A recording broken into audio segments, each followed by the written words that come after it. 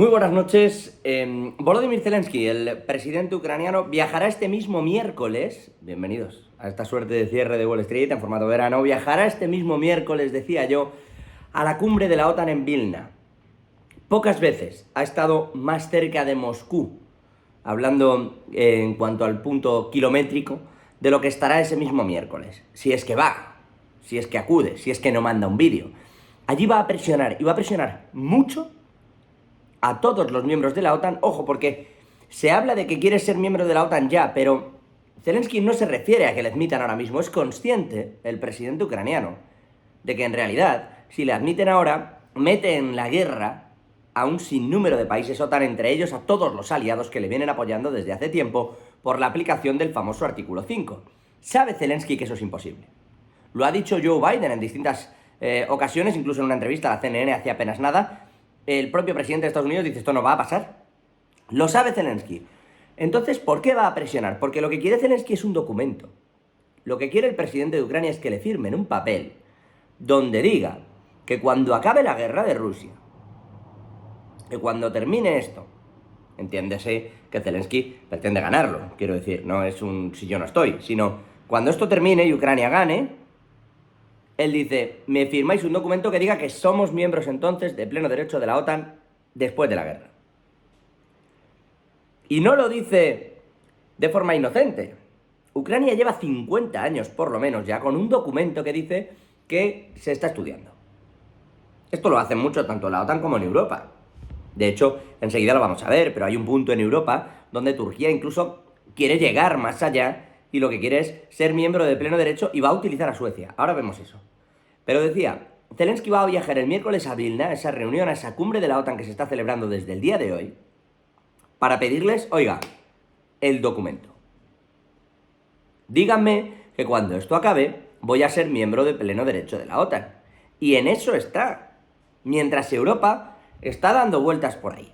De hecho, Europa, si me permiten, está intentando rearmar su propio sistema de defensa, su carrera armamentística, lograr de nuevo tener un impulso que no tiene y que nunca tuvo, quizá en la Primera Gran Guerra, pero no ha vuelto a tener. Se ha venido abasteciendo durante los últimos años de lo que podía llegar de Estados Unidos o parte de la industria, como le ocurre a Rheinmetall, por ejemplo, en Alemania. Sí que conseguía hacer sus propios tanques, sus propios vehículos, pero digamos, no era tan rentable.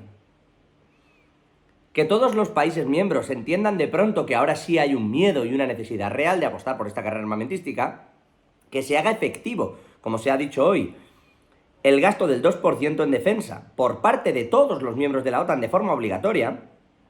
Esto es clave, esto es crucial.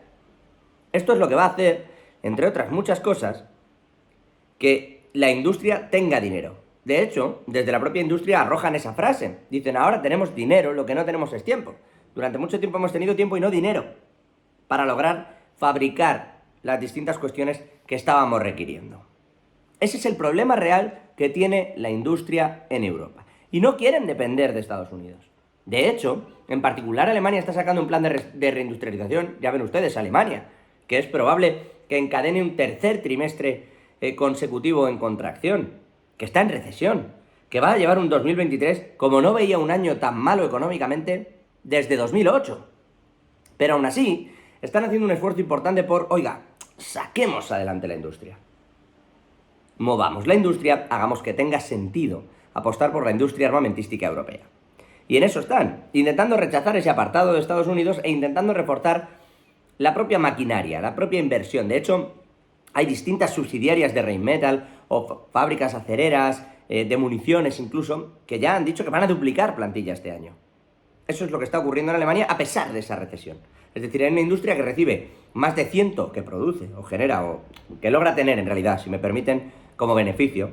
Es decir, al final de todo, produce mucho más, pero logra tener como beneficio más de 120.000 millones de dólares. Claro, pues en eso está. Eso es lo que está apostando ya no solo Alemania, también Reino Unido, lo está intentando hacer Francia también. Están volcados en eso, tratando precisamente de que su industria, de que la industria europea no dependa de Estados Unidos y que además esté autoabastecida. El problema es que no da para producir todo esto, cargarlo en los camiones y mandárselo a Ucrania. No da tiempo. No hay tiempo material para la fabricación, valga la redundancia, de esos materiales. Y en ese problema está sumido ahora mismo Europa. Que a más piensa, ¿y cómo lo vamos a hacer si esto va a otro punto? Si esto escala. Porque hay un problema migratorio real con todo lo que está ocurriendo. Y aquí viene el tercero de esos problemas. La disgregación de todos los inmigrantes o refugiados ucranianos que han salido del país ha causado tal revuelo que las cifras se han disparado en Europa. Es decir, Alemania nunca había tenido una cifra de refugiados como esta, un aumento porcentualmente desde el 21 al 22, como ha tenido debido a la guerra de Ucrania. Pero no son los únicos.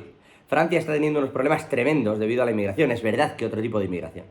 Los está teniendo Países Bajos. De hecho, allí, Mark Rutte, que, si me permiten, había tres grandes mandatarios en Europa hasta el día de hoy. Angela Merkel, Mark Rutte y Viktor Orbán. Eran los tres, digamos, más longevos en el cargo. Desde 2010 prácticamente lleva Rutte. Y lo ha dejado. Ha dicho hoy que no hace falta que le pongan mociones de censura, porque hoy iba una moción de censura en el Parlamento holandés, y ha dicho, no, quitadlo, me borro del partido, no quiero hacer más política, y cuando acabe esta legislatura yo me voy. Porque no es capaz de lidiar con la crisis diplomática, con la crisis de inmigración en la que está sumido el país. Ese es el punto ahora mismo en el que está Países Bajos. Y esa política migratoria, precisamente, lo que está haciendo es que vuelvan muchos partidos, llámenlo como quieran, si quieren buscarlo como ultraderecha, llámenlo como quieran, pero está haciendo, por ejemplo, que haya un partido de agricultores en Alemania que esté consiguiendo el 40% de los votos en muchas zonas. Y hay otros lugares, como en Países Bajos, donde el propio Rutte y su partido saben perfectamente que tienen un problema de cara a ir a las próximas elecciones, porque no es vendible el hecho de que viene una inmigración que no son capaces, o que no somos capaces de acoger. Así que Rutte lo deja. Ya solo queda Viktor Orbán, porque también lo dejó Merkel. Claro que aquel dirá que quizá tampoco es lo mejor que le podía pasar a Europa, pero opiniones hay y cada uno tendrá seguro la suya. Y les decía yo, otro de los puntos clave, Turquía. Turquía quiere entrar en la Unión Europea no solo como socio, sino como miembro de pleno derecho. Hay una serie de garantías que no se le ofrecen y eso que se le utiliza, me van a perdonar la expresión, como stopper precisamente de esa inmigración a Turquía. Y Recep Tayyip Erdogan está cansado de esta posición y lo que ha pedido hoy es, ¿no quieren ustedes que entre Suecia en la OTAN? Muy bien. Yo quiero ser miembro de pleno derecho de Europa. Y ojito, porque Jens Stoltenberg, en este año de prórroga que va a vivir en la OTAN, le ha dicho que sí. Marta Vilar, con todas las claves, con los detalles de esto. Muy buenas noches, cuéntanos.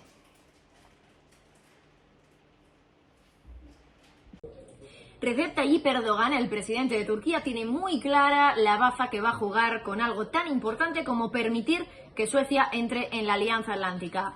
Se piensa o se plantea la posibilidad incluso de ceder ante esa petición por parte del resto de miembros de la OTAN, pero eso sí, siempre jugando una carta importante. ¿El qué? Bueno, pues que si ellos aceptan que Suecia entra en la Alianza Atlántica, la Unión Europea tiene que aceptar a Turquía, como miembro de la Unión Europea. Esta es una de las eternas peticiones que lleva haciendo Turquía desde hace muchísimos años, concretamente hace 36 años, desde que por primera vez Turquía solicitó formalmente entrar en la Unión Europea. En esos 36 años que ha ocurrido, pues que otros 16 países han entrado a formar parte de la Unión Europea y no Turquía, con lo cual es todavía peor para un país que lleva tantos años esperando a entrar a formar parte del bloque comunitario. En esos 36 años que ha ocurrido, pues en 1987 fue la solicitud formal, en el 99 se le consideró por primera vez ya con un estatus de candidato oficial y en 2005 empiezan las negociaciones formales con la Unión Europea. Unas negociaciones que se alargan hasta aproximadamente junio de 2018, porque es ahí cuando la Unión Europea decide que hasta aquí, porque considera que esas negociaciones están en un punto muerto. Y bueno, considera también que hay dudas sobre los derechos fundamentales, sobre el Estado de Derecho que se aplica también en Turquía. Desde entonces ha habido punto muerto en esas negociaciones, pero Turquía aún así quiere entrar a formar parte de la Unión Europea. Insistimos que han pasado 36 años, mucho tiempo. 16 otros países han entrado a formar parte de la Unión Europea y no Turquía.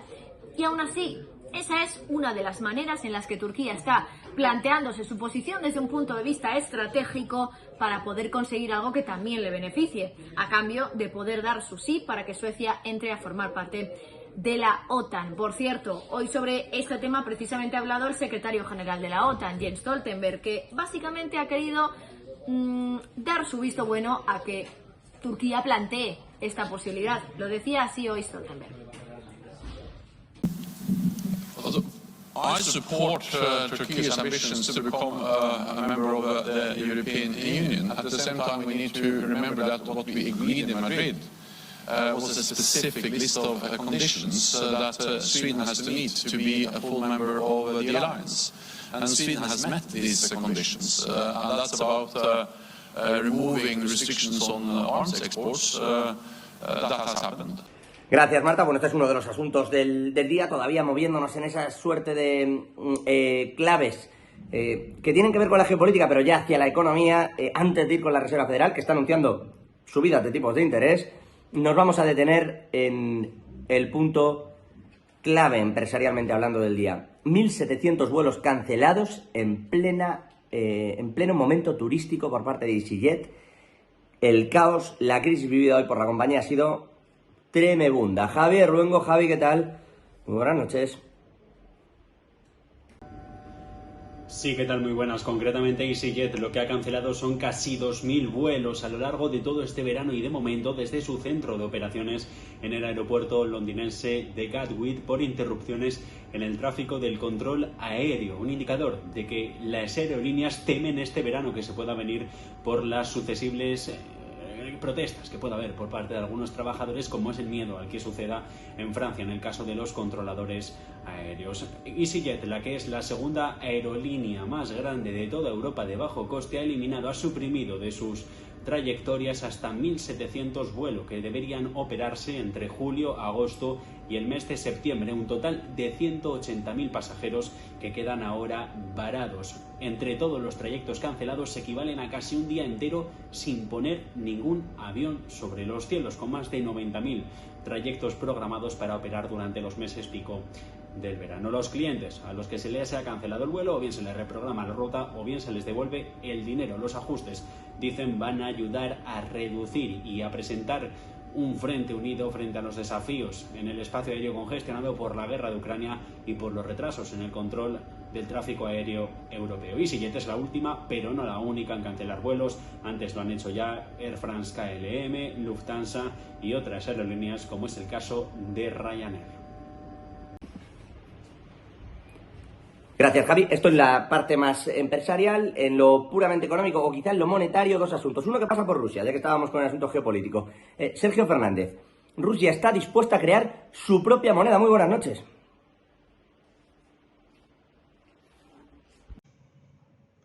Muy buenas, José. Pues hoy voy a contarte que los BRICS pasan de Bitcoin y además Rusia ya ha anunciado, ya ha confirmado que van a crear una moneda respaldada por el oro. Según el medio ruso, RT Rusia, supuestamente, precisamente ha inferido en que los BRICS se estén configurando para crear una moneda comercial respaldada por oro. Además, la noticia llega precisamente en un momento en el que el nuevo Banco de Desarrollo de los BRICS confirmara que no hay planes inmediatos para crear una moneda alternativa al dólar estadounidense. Por el contrario, ahora se espera que se haga un anuncio oficial en la próxima cumbre de los BRICS con respecto a esta moneda comercial respaldada por el oro. La evolución de los BRICS ha sido, sin lugar a dudas, una de las noticias, una de las historias más interesantes de lo que llevamos de año. Sin embargo, el momento clave va a tener lugar el próximo mes de agosto con la reunión en Johannesburgo, que va a ser vital para el bloque y también para el futuro de Putin. Ya sabemos que hay muchos rumores de que tendrían incluso que detenerle en el caso de que asistiera a esta reunión. Sabemos que los esfuerzos de una expansión de la alianza va a ser uno de los puntos clave, pero ojo, porque también va a haber discusiones, van a hablar sobre el desarrollo de una moneda alternativa. El nuevo Banco de Desarrollo del bloque ha declarado que una alternativa al dólar estadounidense es quizás un objetivo más a medio o incluso a largo plazo. Sin embargo, se está confirmando que Rusia ya ha anunciado que los BRICS van a crear una moneda comercial respaldada por oro. La moneda BRICS, que eso sí, todavía no se ha lanzado, podría estar, como les decíamos, respaldada por el oro y además el bloque de 5 naciones ya está tomando cartas en el asunto, ya está almacenando este metal precioso. Para que te hagas una idea, en los últimos 18 meses las naciones BRICS han aumentado sus gastos de compra de oro para acabar con la dependencia del dólar estadounidense. Si traducimos esto en datos, el Consejo Mundial del Oro publicó un informe que dice que China compró 102 toneladas de oro. Rusia, por su parte, tampoco se queda atrás, han comprado 31,1 toneladas de oro en los últimos 6 meses. India también se está sumando a esta causa, ha agregado 2,8 toneladas a sus reservas de oro en lo que llevamos de 2023 y además está comprando oro por primera vez en más de un año. De hecho, acumuló en varios meses y podría sumar más hasta finales de año. Esta medida está poniendo en peligro, como suelen hacer todas las medidas que toman a cabo esta alianza de los BRICS, están poniendo en peligro al dólar estadounidense, ya que el oro podría usarse como garantía y no el dólar estadounidense. La alianza de los BRICS, eso sí, podría tener otra contra en este caso, podría tener otro peligro, y es que, claro, dejarían de depender del dólar, pero podrían depender, en este caso, del oro. Una nueva medida, una nueva forma más de desafiar al dólar estadounidense y un nuevo anuncio, en este caso, Rusia, que quiere o que ha ayudado para que los BRICS lancen una moneda respaldada por... Y un último asunto, ahora sí, hacia la Reserva Federal miramos. Por cierto, me permitan 2 detalles. El primero, ojito, a la venta de casas está subiendo un 4,5% en Irlanda. Los que no iban bien, pues les está funcionando perfecto el asunto de que las sociedades se estén instalando allí porque el impuesto está regalado. Vamos, tan regalado que Irlanda le aguantó el pulso a Europa para no multar a Google, por ejemplo. En fin, está subiendo un 4,5%. En Suecia no andan tan bien, aunque empieza a haber visos de que la cosa mejora. Bueno, Javi del Valle, decíamos, Reserva Federal. Se viene reunión a finales de este mes, el último de los jueves de los miércoles, el jueves será Banco Central Europeo, de este mes se viene reunión, viene Jerome Powell y ojo que viene con nueva subida de tipos de interés. ¿Cómo lo estás viendo? ¿Qué se ha dicho? Porque ha habido han sido varios los miembros de la Reserva Federal que han hablado a lo largo de esta tarde. Del Valle, muy buenas noches. Muy buenas tardes, José. La Fed ataca de nuevo, pese a los buenos datos de expectativa de inflación que ha publicado, de hecho, la Fed de Nueva York, que muestra que, según su encuesta, la inflación esperada para los próximos 12 meses se reduce del 4,1% al 3,8%. Pese a ese buen dato en cuanto al proceso desinflacionario y pese a que este miércoles conoceremos el CPI real de este último mes, veremos cuál ha sido la inflación del consumidor durante este mes. Pese a ello, la Reserva Federal ya se está preparando y está sembrando el camino para nuevas subidas de tipos de interés. A lo mejor el CPI sigue desinflando el miércoles esta semana, pero aún así la Fed está dejando claro, o por lo menos sus miembros, que tienen que continuar con la senda de subidas de tipos. Lo han hecho, pues en principio, Loretta Mester. Ha dicho desde la Fed de Cleveland que hay que continuar subiendo los tipos de interés para reducir el riesgo de hacer más en el futuro, de tener que hacer más y de haber errado en cuanto a la inflación. También dice que van a tener que todavía subir más los tipos para luchar contra esta inflación y que las tasas están moderando la actividad económica. Esto dicen desde la Fed de Cleveland. Desde la Fed de Daily dice: la inflación está todavía muy alta y necesitamos seguir subiendo tipos de interés. Dice también: se necesitan un par más de subidas de tipos de interés, dice Daily, de la Reserva Federal, por lo que se estaría planteando otras 2 subidas de tipos, como apuntaban los pronósticos, ese pronóstico de línea de puntos, ese dot plot que dio la Fed en su última reunión, en la reunión de junio, donde dijo que quería elevar para 2023 las tasas hasta el 5,6%. Los miembros de la Fed se ponen de acuerdo para mandar un mensaje hoy, lunes, 2 días antes de la publicación del CPI de este último mes, del dato de inflación del consumidor. Quieren mandar el mensaje de que deben hacer más. Será porque el viernes pasado vimos un dato de empleo un poco mixto, pero que se mantenía todavía sólido, con unas nóminas privadas ADP también muy sólidas, doblando incluso lo esperado. Puede ser por esa razón. Ven todavía un mercado laboral fuerte, donde incluso los salarios estaban repuntando, y de ahí que a lo mejor los miembros de la Fed quieran plantear el campo para más subidas de tipos de interés. Además, también van a por los bancos. Michael Barr, recuerden que lleva a cabo desde la Reserva Federal la supervisión bancaria, ha dado a conocer en el día de hoy cambios regulatorios para instituciones con 100.000 millones o más en activos. Ha propuesto estándares de capital más estrictos, que requerirán que los bancos guarden capital adicional que pueda usarse para absorber cualquier pérdida y así evitar lo que ocurrió con los bancos, por ejemplo, que quebraron en el mes de marzo, Silicon Valley Bank, Signature Bank o incluso el banco que fue comprado por JP Morgan, First Republic Bank, porque acarreaban muchas pérdidas en sus balances por esos bonos que clasifican en el apartado HTM, Held to Maturity, hasta vencimiento, y que como los tipos de interés han subido, esos bonos que se compraron a tipos de interés muy bajos, pues se han visto muy penalizados. Eso es una pérdida contable muy alta, lo que pasa que no se ve reflejada hasta que se tiene que vender ese capital, esos bonos, esos activos. Es por ello que Michael Barr quiere imponer pues una regulación todavía más estricta a los bancos. Bueno, muchas gracias. Bueno, pues hasta aquí las noticias del día de hoy. Recordándoles, eso sí, que vamos ya directos a la entrevista con uno de los candidatos, hasta el momento en que se presta también a venir a los micrófonos de Negocios Televisión, pero esperamos poder contar con más de ellos y tratar más. Pero decía, hoy Santiago Abascal en unos minutos está con nosotros y con nuestro CEO José Antonio Bittner para comentar todos esos detalles de la actualidad, cómo va la carrera hacia la presidencia y cuáles son las propuestas, sobre todo desde el prisma económico, que maneja la formación verde, la formación de Santiago Abascal, que maneja Vox. 2 minutos y estamos con ello.